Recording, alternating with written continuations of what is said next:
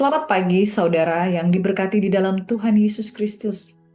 Bapak, Ibu, saudara yang diberkati, pagi-pagi benar ketika kita bangun dan kita mulai berseru, "Tuhan, terima kasih buat hari ini." Berseru, ucapkan syukur di hadapan Tuhan. Ketika kita bersyukur, kita setuju dengan Tuhan. Setuju apa yang Dia buat itu baik adanya. Saudara, mari kita mengawali hari dengan berpikiran yang baik, yang benar, yang suci, yang mulia, yang adil, yang patut dipuji, yang sedap didengar, pikirkanlah semuanya itu. Dan Allah sumber damai sejahtera akan memelihara hati dan pikiran kita dalam Kristus Yesus. Saudara, pentingnya kita berpikir positif pada pagi-pagi benar, sebab itu merupakan energi baik yang kita lakukan untuk mengawali hari-hari kehidupan kita. Dan Bapak Ibu Saudara yang diberkati, engkau yang sudah menikmati berkat Tuhan pada waktu kita membuka mata di pagi hari, mari kita lebih lagi menikmati firman Tuhan. Dan mari kita sambut kebenaran firman Tuhan dengan mengawali dengan doa. Terima kasih Tuhan, hadirat-Mu penuh dengan kuasa, pengurapan-Mu mengalir atas kehidupan kami, dan dari dalam hati orang yang haus akan mengalir aliran-aliran air hidup. Dan air hidup itu yang membuat kami puas, dan kami tidak akan mencari yang lain selain mencari wajah Tuhan. Terpujilah Tuhan, sumber segala kasih karunia di dalam hidup kami. Kami bersyukur, kami berdoa. Haleluya, amin. Bapak Ibu Saudara yang diberkati oleh Tuhan Yesus Kristus, engkau dan saya adalah satu kesatuan di dalam tubuh Kristus, sekalipun kita tidak saling mengenal. Karena barang siapa di dalam Kristus, ia sudah dibaptis di dalam satu roh, satu iman, dalam satu kesatuan di dalam Yesus Kristus Tuhan. Dan firman Tuhan berkata, hendaklah aku dan engkau menjadi satu, Bapa dan kita menjadi satu. Satu di dalam nama Tuhan Yesus Kristus. Karena di dalam kesatuan, di situ ada kemenangan, ada kemerdekaan. Kita satu di dalam kesatuan tubuh Kristus. Pagi hari ini saudara, kita akan merenungkan sabda firman Tuhan dari 1 Korintus 12 ayat 12 hingga ayat yang ke-31. Tema yang saya akan bawakan pada pagi hari ini yaitu tubuh Kristus itu satu dalam banyak anggota. Di dalam ayat yang ke-12 firman Tuhan berkata, karena sama seperti tubuh itu satu dan anggota-anggotanya banyak dan segala anggota itu sekalipun banyak merupakan satu tubuh, demikian pula Kristus. Saudara-saudara yang dikasihi Tuhan, nah di dalam kehidupan bergereja maupun pelayanan ada banyak perbedaan. Latar belakang berbeda dari suku, kaum, bahasa, ya, ada karunia, kemampuan, cara pandang, sudut pandang, itu saja berbeda-beda sekalipun kembar identik tapi juga berbeda. Namun firman Tuhan hari ini akan mengajarkan kita bahwa di dalam perbedaan, di dalam keberagaman ada kehendak Allah untuk saling membangun satu tubuh, yaitu tubuh Kristus. Dan ingat, yang kuat wajib menanggung kelemahan orang yang lebih lemah. Firman Tuhan dari ayat 12, karena sama seperti tubuh itu satu dan anggotanya banyak, dan segala anggota itu sekalipun banyak merupakan satu tubuh, demikian pula Kristus. Sebab dalam satu roh kita semua, baik orang Yahudi maupun orang Yunani, baik budak maupun orang merdeka, telah dibaptis menjadi satu tubuh dan kita semua diberi minum dari satu roh. Karena tubuh juga tidak terdiri dari satu anggota, tetapi atas banyak anggota. Andai kata kaki berkata, karena aku bukan tangan, aku tidak termasuk tubuh. Jadi benarkah ia tidak termasuk tubuh? Dan andai kata telinga berkata, karena aku ini bukan mata, aku tidak termasuk tubuh. Jadi benarkah ia tidak termasuk tubuh? Andai kata tubuh seluruhnya adalah mata, di manakah pendengaran? Andai kata seluruhnya adalah telinga, di manakah penciuman? Tetapi Allah telah memberikan kepada anggota masing-masing secara khusus suatu tempat pada tubuh seperti yang dikehendakinya. Andai kata semuanya itu adalah satu anggota, di manakah tubuh? Memang ada banyak anggota, tetapi hanya satu tubuh. Jadi mata tidak dapat berkata kepada tangan, aku tidak membutuhkan engkau. Dan kepala tidak dapat berkata kepada kaki, aku tidak membutuhkan engkau. Malahan justru anggota-anggota tubuh yang tampaknya paling lemah, yang paling dibutuhkan. Dan kepada anggota-anggota tubuh yang menurut pemandangan kita kurang terhormat, kita berikan penghormatan khusus. Dan terhadap anggota-anggota kita yang tidak elok, kita berikan perhatian khusus. Hal itu tidak dibutuhkan oleh anggota-anggota kita yang elok. Allah telah menyusun tubuh kita begitu rupa sehingga kepada anggota-anggota yang tidak mulia diberikan penghormatan khusus, supaya jangan terjadi perpecahan dalam tubuh, tetapi supaya anggota-anggota yang berbeda itu saling memperhatikan. Karena itu jika satu anggota menderita, namun anggota turut menderita, jika satu anggota dihormati, semua anggota turut bersuka cita. Kamu semua adalah tubuh Kristus, dan kamu masing-masing adalah anggotanya. Dan Allah telah menetapkan beberapa orang dalam jemaat, pertama sebagai rasul, kedua sebagai nabi, ketiga sebagai pengajar, selanjutnya mereka yang mendapat karunia untuk mengadakan mujizat, untuk menyembuhkan, untuk melayani, untuk memimpin, dan untuk berkata-kata dalam bahasa roh. Adakah mereka semua rasul, atau nabi, atau pengajar? Adakah mereka semua mendapat karunia untuk mengadakan mujizat, atau untuk menyembuhkan, atau untuk berkata-kata dalam bahasa roh, atau untuk menafsirkan bahasa roh? Jadi berusahalah untuk memperoleh karunia, karunia yang paling utama, dan aku akan menunjukkan kepadamu jalan yang lebih utama lagi. Demikian firman Tuhan. Bapak Ibu Saudaraku yang diberkati oleh Tuhan Yesus Kristus, kita adalah satu tubuh, banyak anggota, tetapi minum dari roh yang sama, yaitu Roh Kudus. Makanya kalaupun kita memiliki karunia yang berbeda, yang mengerjakan itu satu dan sama, yaitu Roh Kudus. Poin yang pertama yaitu tubuh yang satu, anggota yang banyak. Nah, analogi tubuh manusia itu seperti tubuh kita sendiri. Ada mata, ada mulut, ada telinga. Kita nggak bisa berkata bahwa aku ini mata, aku bukan bagian dari tubuh. Tapi kita bagian dari tubuh. Sama-sama katakan, aku bagian dari tubuh. Jadi jemaat, kalau engkau lain pemikiranmu, berbeda dengan pemikiran dengan yang lain, kalian adalah satu. Di dalam gereja walaupun berbeda, satu tubuh dalam Kristus oleh satu roh. Satu roh kita telah dibaptis. Dengan roh yang sama, dia mendorong kita bertumbuh ke arah Kristus untuk menyatu. Tidak ada tempat untuk merasa lebih tinggi ataupun lebih rendah daripada yang lain. Duduk sama tinggi, berdiri sama tinggi, duduk sama rendah. Dan kemuliaan hanya bagi Tuhan Yesus Kristus. Nah, aplikasi dalam kehidupan kita sehari-hari, saudara. Jangan menganggap saya cuma jari kelingking, saya nggak penting.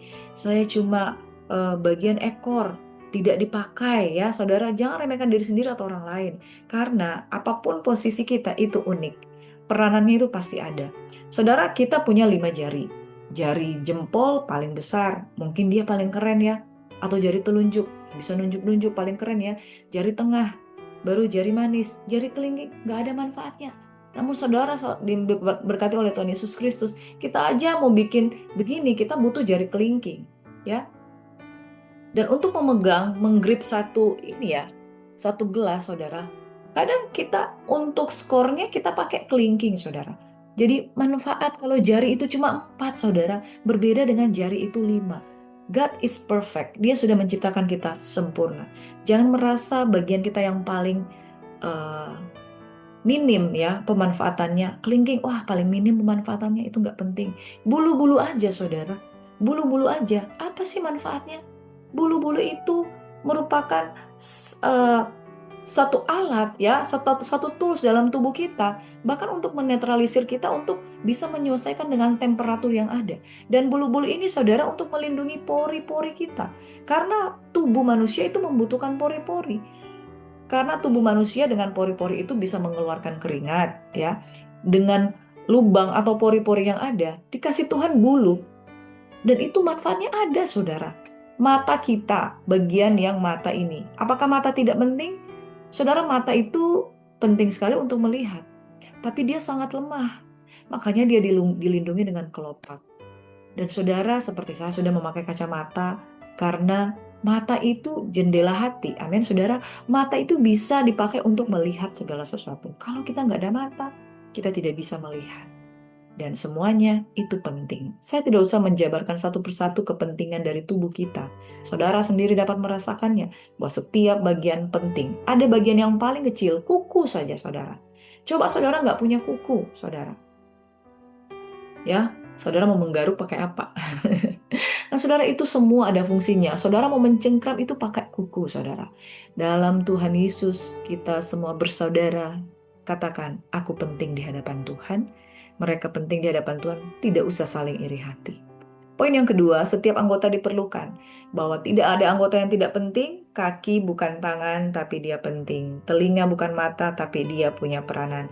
Di dalam peranan apapun, tidak ada yang kecil, tidak ada yang paling penting yang berguna di mata. Setiap kita punya fungsi dalam tubuh Kristus. Kalau saudara suka gym, suka olahraga, tentu saudara mempunyai tubuh yang bagus. Ada otot-otot ya, ada tricep bicep yang otot-otot yang membentuk kehidupan kita. Kelihatan kalau laki-laki lebih bagus dengan six pack dan lain sebagainya. Perempuan ketika dia menjaga tubuhnya menjadi sesuatu bagian yang bagus.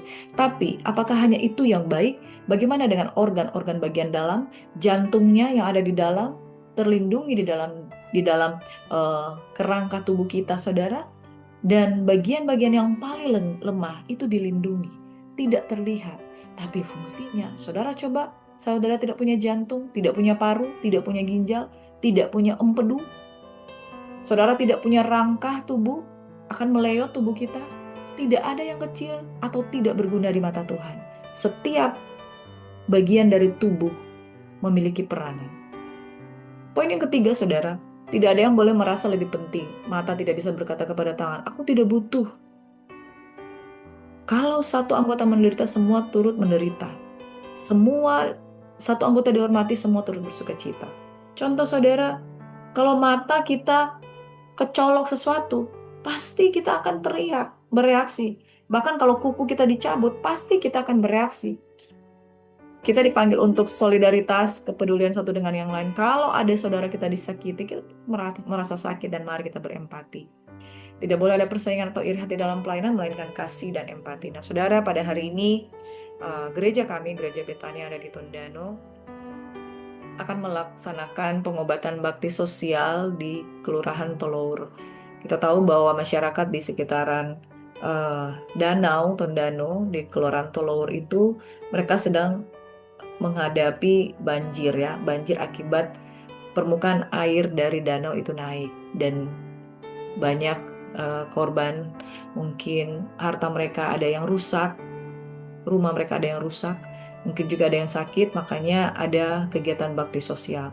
Saudara, ketika tubuh Kristus mengalami ada yang sakit, ada yang terkena bencana dan lain sebagainya, kita wajib turut berempati dan turut merasakan dan memberikan pertolongan karena Tuhan pasti akan memberikan kekuatan tepat pada waktunya. Amin. Poin yang keempat, Tuhan menentukan tempat dan fungsi setiap anggota.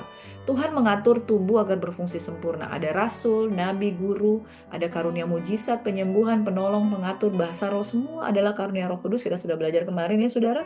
Semua ada kepentingan untuk membangun ya, yang lemah dikuatkan, yang susah dihiburkan. Bukan sebaliknya, yang kuat jadi lemah. Jangan iri dengan karunia orang lain, jangan sombong dengan karunia kita sendiri.